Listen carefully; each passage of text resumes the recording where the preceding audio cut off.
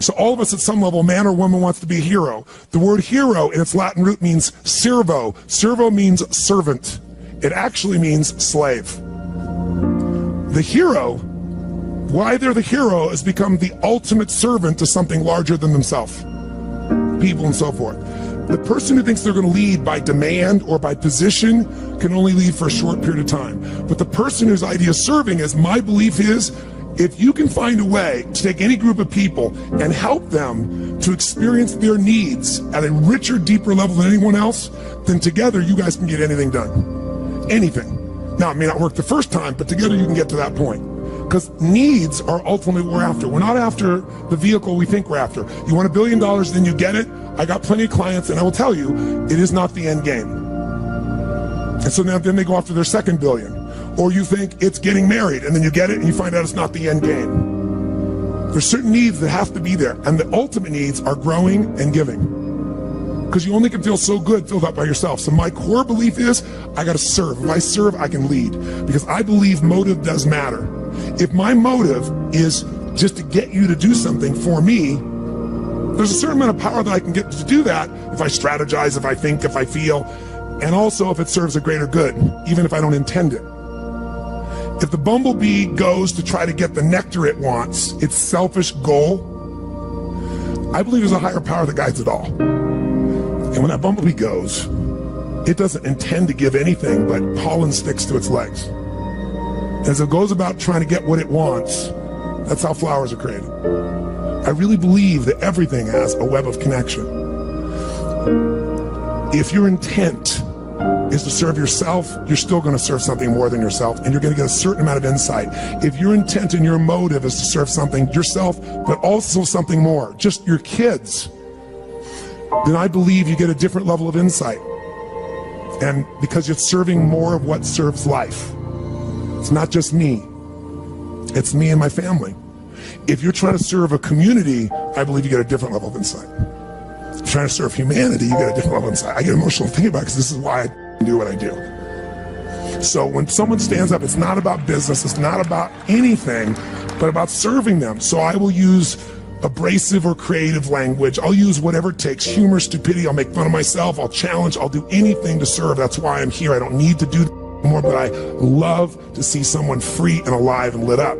So when that's your motive, no matter how people perceive you on the outside, if they're around you long enough, you can't hide what your real motive is. And they'll see it and they'll feel it.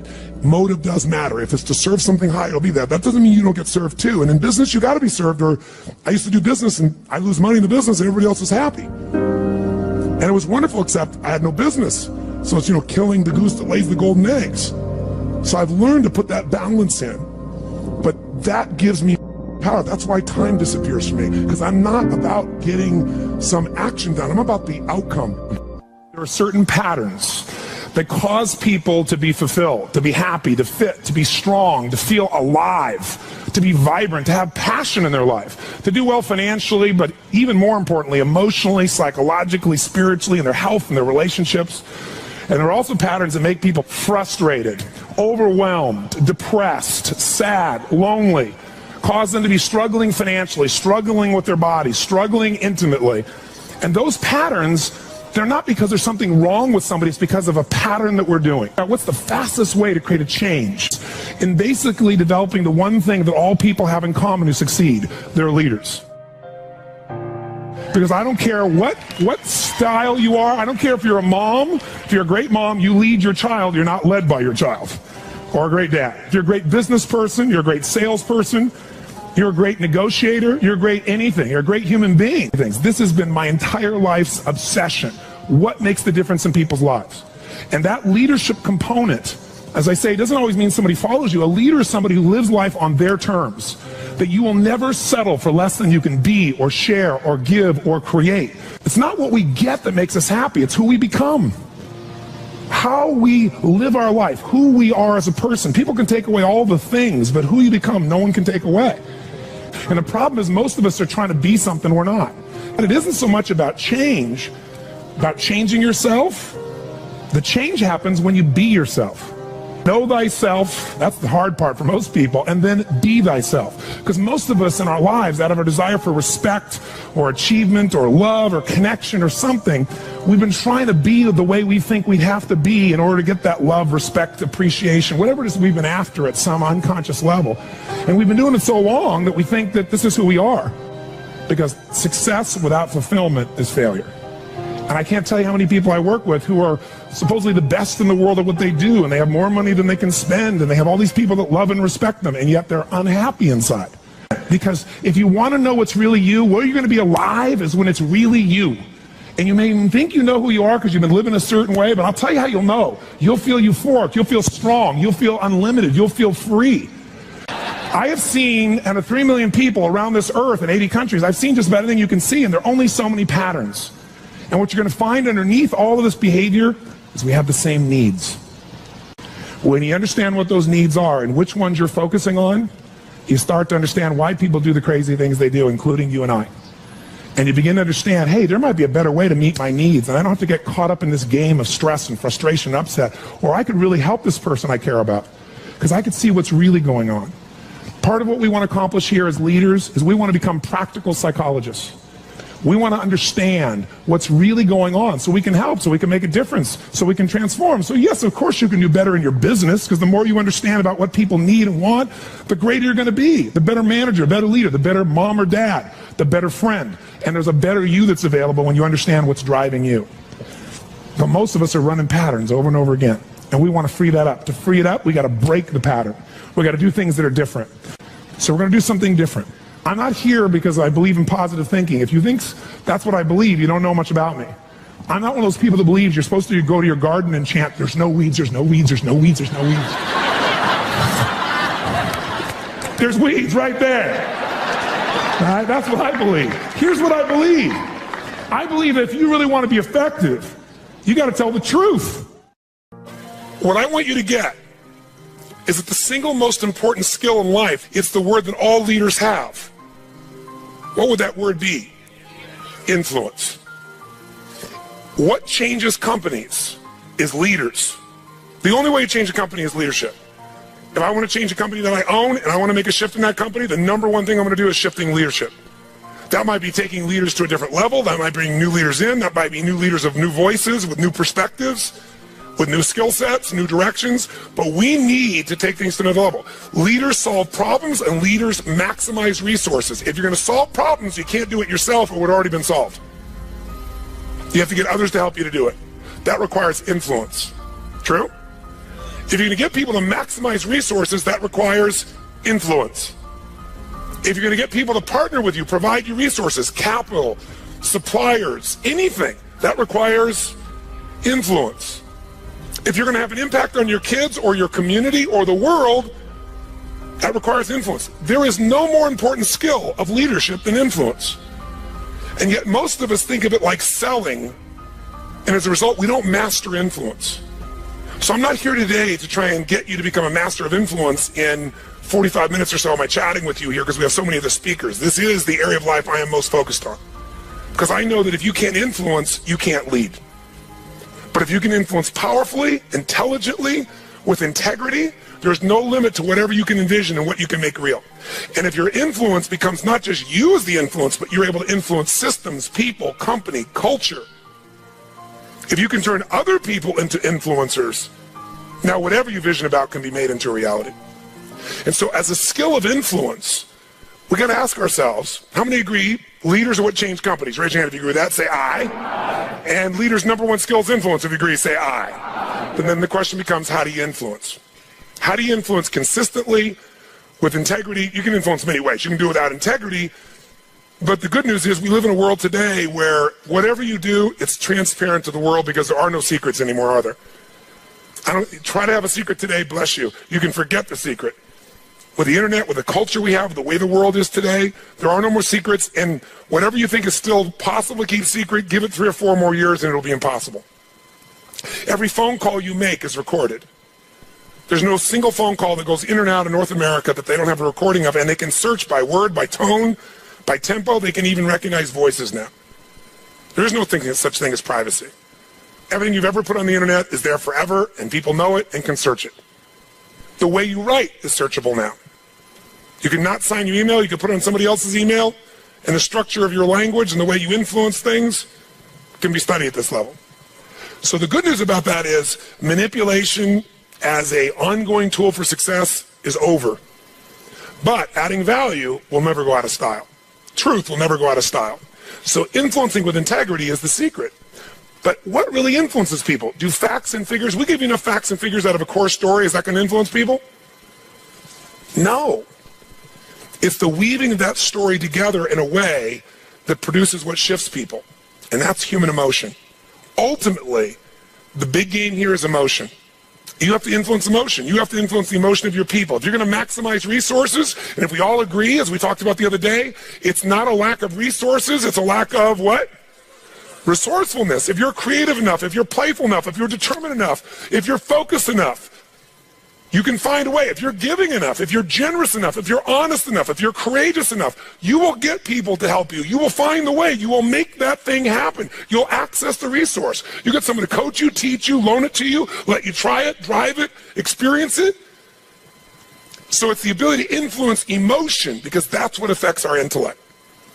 That's the bottom line. A core story is only there to give you a set of facts to educate someone that will make them emotional enough to make a decision.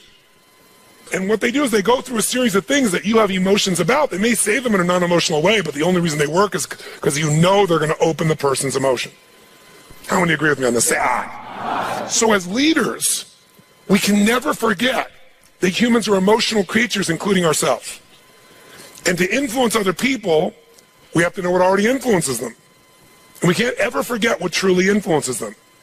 It's going to come down to our ability to connect with them at a deep emotional level, or get others to do the same. Here's how I'd say it in a really simple term. To influence someone, you have to already be influenced. Right? To move somebody, you better be moved.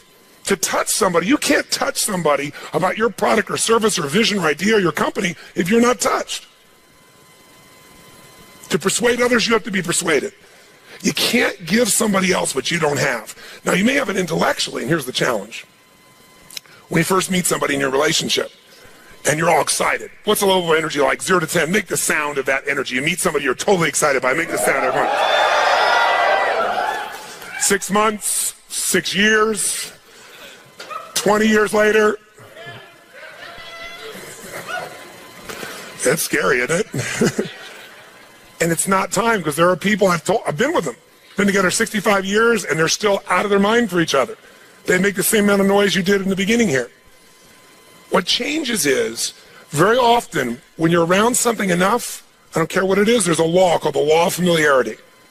The law of familiarity says this: if you're around something enough, you take it just a little bit for granted. And it doesn't matter what it is, it's not that you don't care, it's that you get used to it. It's that the variety of it is not quite as high. It's not so new, and with that, sometimes you give it less significance. Even though in your heart you know it's significant, you don't keep the aliveness of it. It becomes something you intellectualize versus something you feel inside your body with a passion. So there are people who say, but we love each other. Yeah, well, that's great. You know, hug each other every now and then. You say you love each other. Little kiss like that. Was that how it was in the beginning? No. It isn't time. It's that most people don't understand that this emotion, this intensity, this passion has to be constantly reinforced every single day. And like any muscle, if you don't use it, so then you have the base understanding of why you do what you do, but you've lost the energy that makes it alive. And so if you're going to be touching people, you got to be touched. So then the question is, how do we influence ourselves? How do we influence other people? We got to get them into their emotions. We got to get ourselves into the emotions that are going to move us to action. And we got to do that ongoing, because otherwise all the stuff you wrote down will die. It'll die in your book. It'll die in your head. There has to be a level of emotion, a level of hunger in you that makes you go follow through. There's got to be a level of energy in you that when you go share it with people, you're able to influence them to follow through. And when they don't do it, enough to get back in there with them again and get them to do it again. This is where the whole game gets won or lost. Do you agree or disagree with me on this? So what we got to look at is, first of all, us. How many of you have days when you wake up and you feel like, I don't want to talk to people today? How many got days like this in your life? Say aye. But again, as I said the other day, if you're the leader, you don't have that choice. If you're the leader, you have to get in a good state. If you're the leader, you have to get yourself in that place. And how many of you have had some gut checks? Let me see again in the last 6 months, 12 months in your business with economy changing like it's never changed before. How many have had those gut checks? Say aye. So what do? We have to become masters of influence, which means we have to be able to master the state of our own organization. To master the state of our own organization, we've got to know how to change that. How fast, my friends? How fast? And where does it have to start? Ourselves, since we're the first constraint. And if we can do it with ourselves and influence, then we can teach everybody else to influence. We've said business is innovation and marketing. You have to influence people to innovate because they're not going to just do it because they're used to what works and it's easier and they know it.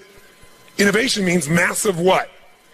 Change. How many people go, give me more massive change in my life with all the other things I'm trying to hang on to? They're not going to do that. You have to influence people to innovate. And marketing is influence.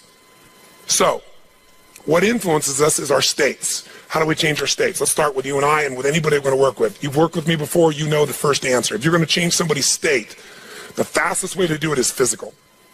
Trying to change somebody's mind is really hard. Change their body, their mind will go. If you doubt it, give somebody enough alcohol and just see how quickly you can change them. True? Give them enough alcohol, I don't care who they are, they're going to change. What are you changing? Biochemistry, physiology.